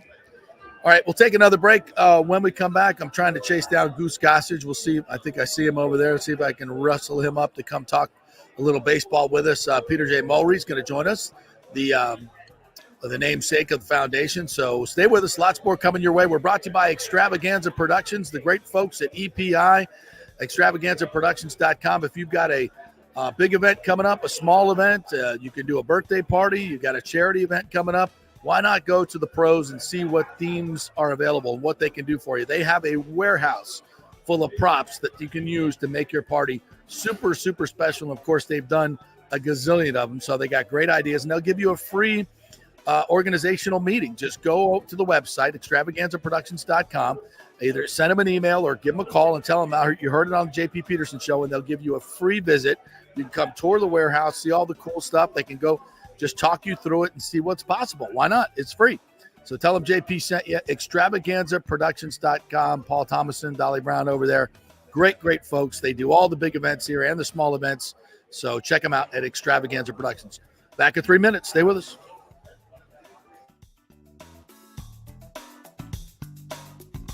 Hey, it's a great time to buy a house and get a mortgage with American Mortgage Services. Okay, I got your attention now. But JP, rates are at 8%. That's true, but I spoke with our friend Scott Fitzgerald at AMS Tampa, and this is what smart people are doing. Rates peaked at 8% last month, but they've come down, and AMS recently locked some folks in the high sixes. Prices have also stabilized or dropped in some areas. So if you're going to eventually buy, now is the best time to get the house you want. Fitz will get you the best rate out there, shopping it around to dozens of lenders, and when rates come down in a year or so and the frenzy begins again, prices go bananas again, you will already have the pick of the litter. Then he will refinance you and keep costs at nearly zero, because that's what they do at AMS Tampa. You're back at 4% in the house you wanted while others fight the frenzy. Be smart. Stay one step ahead. Email Fitz at scott@amstampa.com, scott@amstampa.com, or call 813-294-7595. Scott Fitzgerald, NMLS 386722, American Mortgage Services, 1000 North Ashley Drive, Suite 1020, Tampa, Florida. All right, this is for all you guys who don't want to go to the gym and do 5,000 crunches. At Bay Area Modern Medical Center, you can get on the new True Body machine where you can reduce fat and tone up your muscle. It's like doing 54,000 crunches in just 15 minutes. Define your body as you see fit. True Body offers personalized muscle stimulation that delivers the equivalent of those 54,000 crunches in just 15 minutes. Just get in touch with them at Bay Area Modern Medical Center, BAMMC.com. Chris Lugo and the team over there will set you up on True Body and get amazing results. Non-invasive with comfortable and little to no pain and zero downtime. You can isolate and target those areas that you want to improve and treat multiple areas simultaneously. It's an amazing machine, so check it out at Bay Area Modern Medical Center, BAMMC.com. Everyone knows Italiano Insurance is your go-to for home insurance, but they also have an amazing team that focuses on business insurance. Yes, your business is most likely your biggest asset, so make sure you have the right coverage at the most competitive price. And if you started a side hustle recently, don't forget you need business insurance, because if you get sued in this over-litigious society we live in, you could lose all your personal wealth. So get that business insurance. And for the best customer service, always choose Italiano. My representative, Charity, is amazing. I called her late on a Friday because my insurance was going to lapse. She stayed late until the job was done. You just don't find that anymore. Give them a call, 813-877-7799. That's 813-877-7799. Italiano Insurance. Let's go. Right now. Back to the show on FanStream Sports.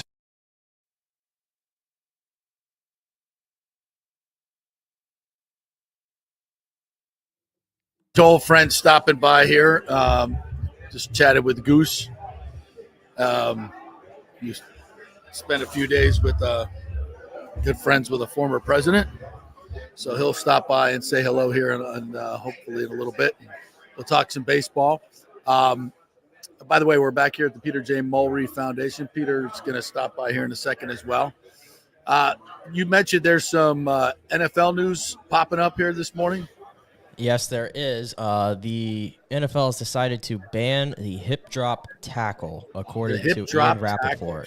So the hip drop tackle is no more. Yeah, something tells me this won't go over well when the season begins.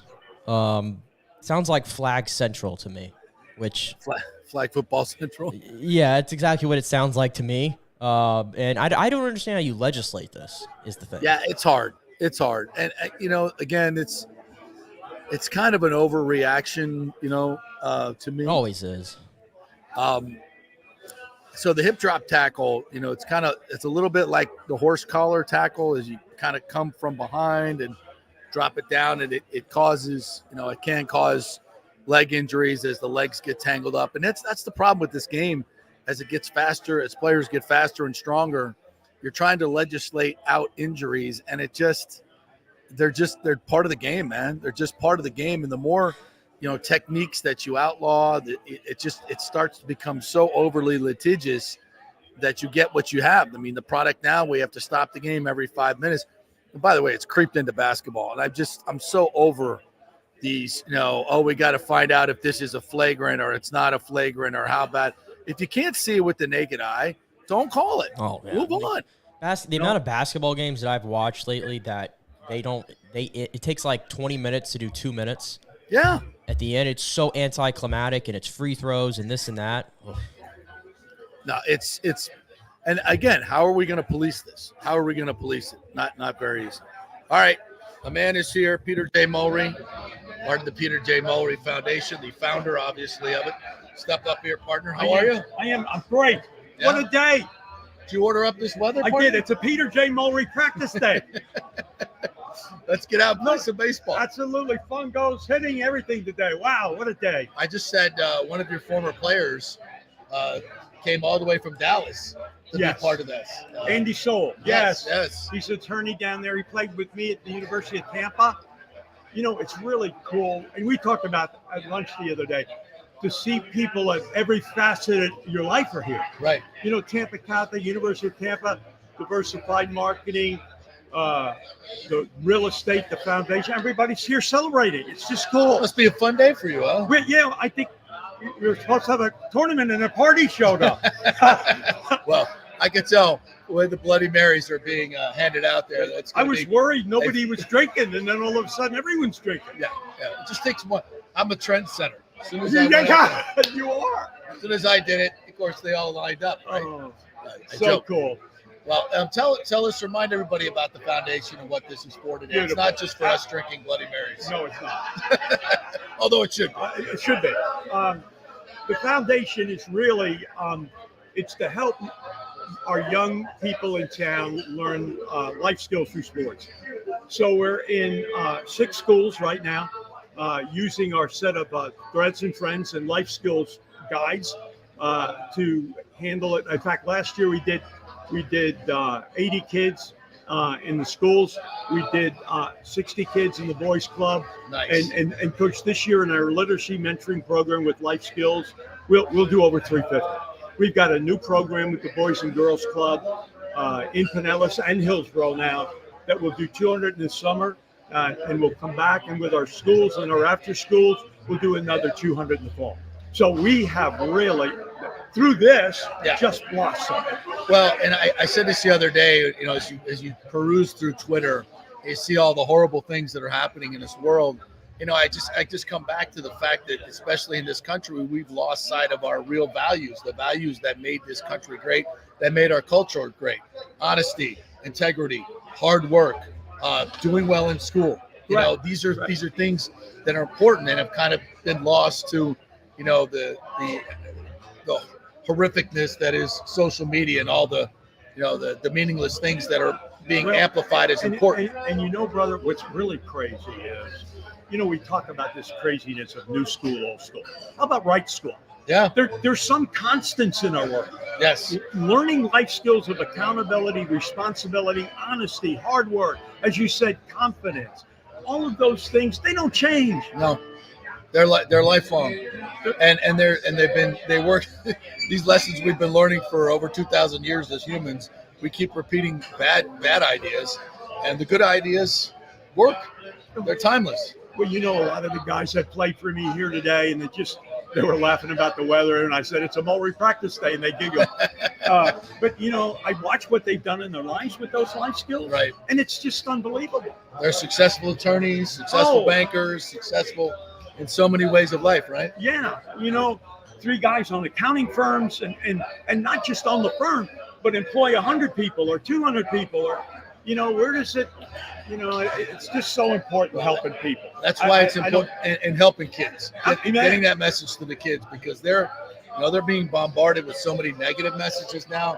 That's why I try to make the point. What you're saying and what you're teaching these kids is important. Absolutely. It's important because they're not getting it other places. No, they're not. And it's so, I laughed at somebody.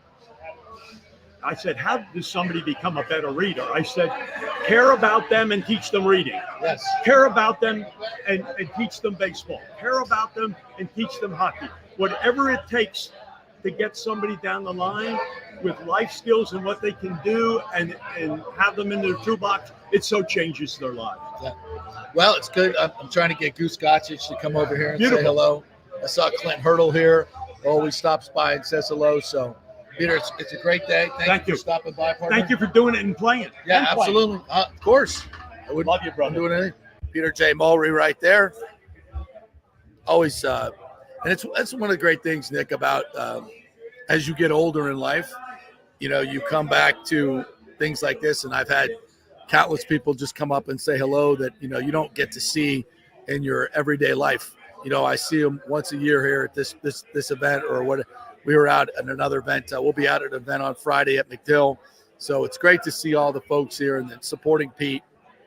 This goes back to the early 70s when he was the coach at Tampa Catholic and UT. So these are lifelong bonds, and it's really cool to see that it remains. So, all right, any other news out of the NFL there? The owners' meetings today, they did something with the kickoff, I think, as well, right? Oh, yeah, I think there's something like they're working on modifying the kickoff rule, I guess. Which do a kickoff. Let's do a kickoff. I mean, there's 65, 70% touchbacks. Right. Just so we can get another commercial break in. Like, what are we doing? Yeah, and then there's another one, a more minor one, but it could play a big role in some games. Is apparently now if you get one of your first 2 challenges correct, you're going to have the ability now to challenge a third ruling. So you're going to get rewarded for getting a challenge correct. I don't believe that since you have the challenges in the final 2 minutes anyway, it seems like most everything is covered. On a local level, maybe this gives Todd Bowles a little bit more freedom to go challenge things that he should challenge because he seems very hesitant to challenge things that should be challenged. Yeah. So maybe that gives him a little bit more freedom to do so. Hopefully. Yeah. It looks like they haven't yet voted on the new kickoff rules, so that could be coming maybe later today. But of note, the competition. What is that rule? Did you? I kind of breezed over. And I was like, I don't even understand what the hell they're trying to do here. It almost sounds like something they used to do, like in the XFL. Yeah, there we go. If they moved the kickoff to the 30-yard line. I'm trying to read it here. I'll have to read it here to make more sense of it. But I did take note more of the hip drop tackle. The hip drop tackle. Yeah, sorry, I'm like trying to read the NFL kickoff rule proposal too. But the hip drop tackle was unanimously voted by the competition committee, which I'd love to know who this committee is. And because what bothers my mind is they do this because they're trying to look out for the safety, the health of the players. But they're all hypocrites because why are we still playing half the games in the NFL season on these turf fields that every player has gone on record to say we don't like playing on it, we're getting hurt, there's more serious injuries to lower bodies. The NFL doesn't care about that, but they care about outlawing a tackle from that the game. That could be the number one most important thing when it comes to injuries. And now the fact that I think they have the ability to grow grass indoors, or at least a lot of these indoor-outdoor stadiums. I know that some of them slide it in, slide it out. Yeah. Yeah. Oh, by the way, the kickoff rule proposal, the big thing that I remember seeing now is the 10 kicking team players cannot move until the ball hits the ground or a player in the landing zone or the end zone. So obviously that would give them a lot of room to maneuver. All right, so say that again. The 10 team outside, so the team that's kicking, the 10 players that are out there then that would be, what do you call them, gunners, I guess. Yeah, or whatever. They cannot move until the ball hits the ground or a player in the landing zone or in the end zone. So until the ball hits the ground or the receiver catches the ball either wherever it is or the end zone, they cannot move. Wow, that'll really so that the returner will be able to get to. Well, then that means they can take that incentivizes them to catch it in the end zone. So if it's 7 yards deep, you catch it and you bring it out. By the time the kicking team gets there, it should be equal, right? Yeah, So and the ball will still be yard line. Yeah, the ball will still be kicked from the 35-yard line. So 30 to okay, so 30 to but so the returners should meet the cover guys at about the 30-yard line, 25, 30-yard line. Yeah, and here's the other one too about the landing zone. They're calling the landing zone is the area between the receiving team's goal line and the 20-yard line. Any kick that hits short of the landing zone will be treated like a kickoff out of bounds, and the ball will be spotted at the 40-yard line. Oh, so you can't squib kick anymore. That's kind of what it sounds like here. Kick, and by the way, any kick that lands in the landing zone must be returned. It doesn't sound like you can't fair catch it anymore. Cannot fair catch it if you're in between the 1-yard line and the 20. So this will give rise to the mortar kick. Potentially. Into the 20 in between the 20 south of the 20-yard line. Yeah, and also any kick that goes out of the back of the end zone, touchback to the 35-yard line. Oh, okay. So they're encouraging more kick returns. Well, that's good. I like that. We need more kick returns. It's one of the most exciting plays in the game. Yeah. All right. I'm for that. I'm for all that. Sounds like it incentivizes the offense though too. Yeah. Because no, it puts absolutely. them all the way out to the 35, which we should. Well, obviously that'll increase scoring tremendously. Also, if you're getting the ball in better field position, having a long distance kicker that's good from 50 plus, like Chase McLaughlin, is a real weapon. I mean, 3 first downs and you're in range. 2-3 first downs, you're in range. So yeah, that's good. That's good. Yeah, so, I wouldn't mind that change. The hip drop though, it's already very unpopular with all the players I'm seeing on Twitter. Yeah, I can imagine. It's just too much. It brings too much litigation into the game. More penalties and slows it down. Interpretation. Yeah, absolutely. I mean, you should just teach players not to do it. You can do that too. Like the NFLPA said, listen, this is you're hurting your fellow players. Let's not do it. I want them to show me what a legal tackle. What would the NFL competition committee classify as a legal tackle? I need to know what that looks like. What's hitting with your shoulder between the waist and the shoulder pads. That's it. Hitting with the shoulder or the arms, leading with the shoulder between the waist and the shoulder pads. That's it. That's the only target zone you got. Ugh. I mean, you are still allowed to hit below the waist, but that's being discouraged as well. That's another dangerous tackle. Correct. It's a dangerous game. This just in. Yeah, it is. Dangerous game. People get injured.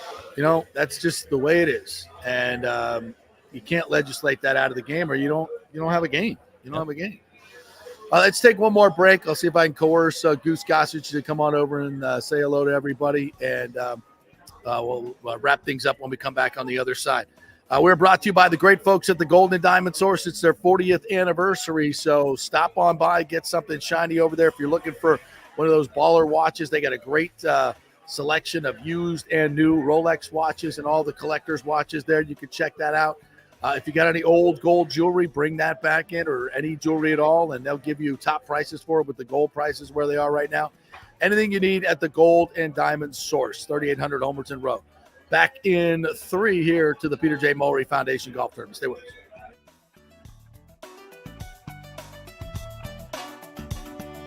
JP here from my friends at your local Synovus Bank, and I do mean friends, and I do mean local. One of the local managers in Tampa is John Acosta, big fan of the show, and I've known him for over 40 years. He's been in local banking since 1983. You talk about developing relationships. You don't stick around for that long unless you're doing things the right way and have a great reputation. And that's the focus company-wide at Synovus. Big enough to handle any complex international transaction, but small enough to answer the phone when you have an urgent question about your business or personal account. And for personal accounts, they have a very easy app that works great.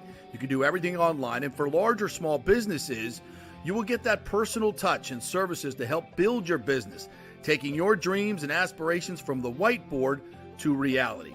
We can make that happen. Let us show you how. For a get acquainted meeting to open a business or personal account, just call John or go to synovus.com to find out where your local branch is. All right, this is for all you guys who don't want to go to the gym and do 5,000 crunches. At Bay Area Modern Medical Center, you can get on the new True Body machine where you can reduce fat and tone up your muscle. It's like doing 54,000 crunches in just 15 minutes. Define your body as you see fit. True Body offers personalized muscle stimulation that delivers the equivalent of those 54,000 crunches in just 15 minutes. Just get in touch with them at Bay Area Modern Medical Center, BAMMC.com. Chris Lugo and the team over there will set you up on True Body and get amazing results. Non-invasive with comfortable and little to no pain and zero downtime. You can isolate and target those areas that you want to improve and treat multiple areas simultaneously. It's an amazing machine, so check it out at Bay Area Modern Medical Center, BAMMC.com. Is getting a home equity line a good idea right now with rates so high? Well, I put that question to my good friend Scott Fitzgerald at American Mortgage Services, and he says it all depends on where you're at financially. Many of us with ridiculous inflation have been charging up those credit cards, right? At 29% interest, hoping to catch up, but that ain't happening. Those interest payments are killing you. So yes, a consolidation loan and tapping into that crazy equity in your house is a great idea. That strategy can drop your monthly nut by thousands of dollars and stop wasting money on those interest payments. Fitz, the mortgage guy, has done thousands of loans for the past 25 years in Tampa Bay. Just did one for a former colleague who was a manager for a big bank mortgage division. He knows Scott is an independent broker and can get him a way better deal than at his own big bank. AMS Tampa has way lower overhead and gives you the savings. So if you're worried about fees and closing costs, have the free consultation with Scott and look at the actual numbers. It may shock you what he can do. Be smart. Stay one step ahead. Email Fitz at scott@amstampa.com, scott@amstampa, or call 813-294-7595. Scott Fitzgerald, MLS 386722. American Mortgage Services, 1000 North Ashley Drive, Suite 1020, Hampton. Let's go. Right now, back to the show on FanStream Sports. All right, welcome back to the JP Peterson Show, brought to you by the great folks at Synovus Bank. Your big bank with a little bank feel. Head on in there. Tell them JP sent you if you need a new business account, you need a new personal account, you're sick of your old banker, you want something new. Head on in there, go to synovus.com and get your local location. My good friend John Acosta is one of the managers over there. He is the absolute epitome of what you will find over there. Folks that have been in the banking business here locally for decades long. So head on in there and make a new start with a new bank, synovus.com. Okay, I was watching this. I was looking at this story in the break here. Deion Sanders says he's going to game the NFL draft, and he will choose where Shedeur Sanders, his son, and Travis Hunter will be drafted. He said, quote, "I know where I want them to go. So it's certain cities, and that ain't going to happen. That's going to be in Eli." Eli in reference to two-time Super Bowl winning quarterback Eli Manning, who selected first overall pick by the Chargers in 04, but forced the trade to the Giants. Deion has already said he doesn't want his son going nowhere cold. You mean like Colorado? He told the podcast that there are certain cities that fit before mentioning San Francisco, Dallas, Washington, and Baltimore. Where's Tampa Bay? It's not cold here in Tampa Bay. Why wouldn't you want him to go to Tampa Bay? We'll take Travis. Said Atlanta fit me, and I want that for my kids, all of them. I want the right fit. Atlanta was the first time I saw black people in positions of authority. It blew my mind. It was real in Atlanta. I had never seen anything like that in my life. Interesting. Shedeur Sanders and Hunter both transferred from Jackson State to Colorado after Deion became the Buffalo's head coach. Blah, blah, blah, blah, blah. So that'll be interesting when mean, is that going to hurt Shador's draft stock? I would think it kind of would. I mean, Dion just kind of talks the talk. He's a Mhm. quote machine, and Yeah. I don't know how much stock I put into some of this stuff necessarily. I mean, he even had the quote last week that was more so, I thought, a red flag for what he's doing at Colorado, because, you know, he had like 6 recruits or 7 recruits that he got in this cycle, high Right. school guys, and he made some kind of comment like, you know, I truly believe that these recruits and their families, they want to come see where I live. They don't want me to come see them. And I'm, you know, I don't think that's the job necessarily, but that's Dion. Yeah. So I don't know, to each their own, but the whole thing of trying to control the draft and, like, I guess, I mean, player empowerment has become a thing. It hasn't really reached the NFL on big levels yet like the NBA has, but I'm sure eventually it's going to happen, and I think Dion sees that he has a potential to almost be the driving force of that, obviously with his son and Travis Hunter, who's somebody who he probably thinks as another son. I don't know where Shadur's draft stock will be by this time next year. I mean, Colorado's got to keep him upright so we could really see the full potential, because there is a lot of talent there. I think we all agree. Yes. And Travis Hunter is as talented as they come in all of college football. I'm sure he'll be a first-round pick, but I don't know. If I were Dion, I would like to. I mean, I can't speak for him. Obviously, it's his son, but you know, I guess we'll have to wait and see how this transpires. But Dion just talks the talks. We all know that. Yeah, yeah. You know, well, that's a long way away, and I'm wondering if they're you know, you have to declare for the draft, and once you declare for the draft, you can't go back to college. Although, you know, it might be interesting if they allowed that, you know, because now the guys can make money in NIL, see where they're actually drafted, and then decide whether they want to come back or not. I don't think the NFL wants any part of that. Yeah, right. I'd be more curious about Dion. You know, when Shadur leaves, does he say peace out to, like, coaching in general? Because I feel like he's really, and this is nothing against him, I feel like he's obviously in it to coach his son, obviously. We've already listened to him how he does on the recruiting trail and his philosophies. Like, I'm not sold he's going to be around as long as people think. Well, it's interesting, you know, when things were going well and he was running his mouth, you know, we saw a lot of Dion, and then when things weren't going so well, you know, it wasn't as prevalent. So, you know, and that's the nature of the beast anyway, right? So I think he loves the limelight. I think he loves, you know, when he's winning. You know, I don't think he enjoyed that last half of the season where he got his ass handed to him. So you know, but he says, you know, get me now, because it ain't gonna always be like this. I think he's gonna have to be successful to stay. I mean, he's gonna have to start getting into the college football playoff in order for him to stay, because I don't think, you know, Dion doesn't do anything half-assed. Like, he's not gonna stay in a place where he's gonna go 8-4. Right. You know? I'm sure he's eyeballing it already this year, because the Big 12 does get the automatic bid, and the Big 12 isn't the Big 12 anymore as we knew it.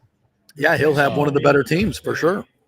Yeah, I mean, one of the more flashier teams. Which, by the way, I mean, the UCF game, UCF hosts Colorado this year. Tickets are over $200 to go. Really? Yeah. It's going to be like the hottest ticket for a UCF game, I think, ever. And that's the impact of what Colorado is now. What Dion? Yeah, that's interesting. Yeah. That'll be a must see. Yeah. As Dion comes back to Florida. That's interesting. Yeah, I think we'll see. He's going to have to, but I don't think he's going to stay at Colorado long. If he has 1 or 2 good seasons, I think he'll be off to the P2. You know, the next big job, because I think Dion's approach to recruiting, I don't have a problem with it. I don't. I think he can pull that off. Nobody else can. Nobody else really can. But I think he can pull that off, because he's going to do most of his recruiting through the portal and NIL. He doesn't really need to go, you know, spend time chasing kids around high school fields. He just doesn't need to do that. Other coaches do. He doesn't have to do it. So I don't have a huge problem with it, to be honest with you. I know he's going to get criticized for it, but whatever. Recruits will make up their own mind whether they want Dion at their house or not. Maybe there'll be some recruits that are big enough that he wants that. All right. Any thoughts on your Rays here as we head to opening day pretty soon here? Was it We're Thursday? 3 days right? away. Yeah. We're 3 days away from the Rays. Yeah. Yeah, I mean, I'll probably save my predictions overall for Thursday because I'm still mulling this roster over, and some of the other teams around them, the depth that's in the AL. The AL does look very competitive this year. I will say that it looks very, very competitive. So I'll leave you with this as we get close to time here. I'll leave you with this. So Stu in his annual Mark Topkin, what's your favorite ice cream, etc. interview, he always comes up with a Springsteen song, right? And this year's song is Thunder Road. Right. You know what the last lines in Thunder Road are? Do not. It's a town for losers, and I'm pulling out of here to win. It's a town for losers, and I'm pulling out of here to win. That's the last exclamatory lyric in the song. And that's what he chose for this year. So, St. Pete Council, Pinellas Council, if you don't know, now you know. You're a bunch of losers. He's taking all your money, going to leave you with a crappy location for your stadium, probably even won't finish building it. It's a town for losers, and I'm pulling out of here to win. That's your song. That's your message to the fan base. Got it? Good. Just so we all understand. And he's laughing. I wonder if you're the only one who's caught that so far. That's good. Yeah, that's what I'm here for. That's Big J journalism right there. Yeah. Big J. Yeah, I think I have to put that out on Twitter here today. All right, I got to go play some golf. Big thanks to Peter Mulry here and all the folks here. PeterJMulryFoundation.org. Go to that. Donate to get more literacy to the kids here and teach them life skills through literacy. Have a great day, Nick Ennis. Great job. We will see you guys tomorrow.